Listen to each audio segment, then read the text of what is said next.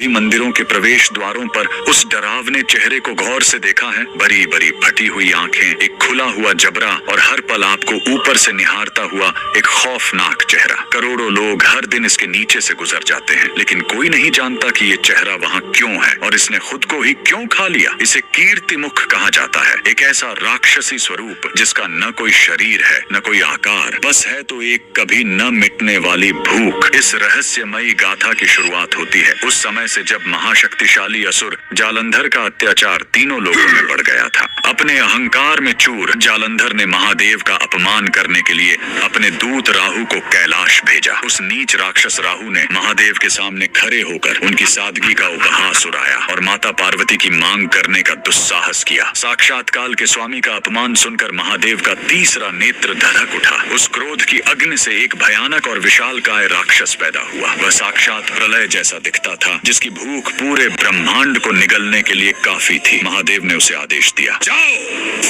इस अहंकारी राहु का अंत कर दो। जैसे ही वह विनाशकारी राक्षस राहु की ओर झपटा, राहु के प्राण सूख गए। वह समझ गया कि साक्षात मृत्यु उसके सामने खड़ी है। राहु तुरंत महादेव के चरणों में गिर पड़ा और क्षमा की भीख मांगने लगा। करुणा के सागर शिव ने उसे माफ कर दिया, लेकिन अब एक विकट समस्या खड़ी हो गई। वह भूखा राक्षस जो महादेव के क्रोध से जन्मा था, वह तड़प उठा। उसने गरज कर पूछा, प्रभु आपने इस शत्रु को तो जीवन दान दे दिया, लेकिन मेरी इस राक्षसी भूख का क्या? अब मैं क्या खाऊं? अब महादेव ने एक ऐसा आदेश दिया जिसने ब्रह्मांड के इतिहास को बदल दिया। उन्होंने कहा, स्वयं को खाओ। और चमत्कार देखिए, उस आज्ञाकारी जीव ने अपने ही पैरों से खुद को खाना शुरू किया। उसने अपनी टांगे खाई, अपना धड़ खाया और धीरे धीरे अपने पूरे शरीर को निगल गया। अंत में कुछ नहीं बचा, सिर्फ एक डरावना चेहरा। महादेव उसकी इस अटूट निष्ठा को देख अत्यंत प्रसन्न हुए। उन्होंने उसे नाम दिया कीर्ति मुख, यानी गौरव का मुख, और उसे वरदान दिया कि आज से तुम हर मंदिर के द्वार पर सर्वोच्च स्थान पर विराजोगे।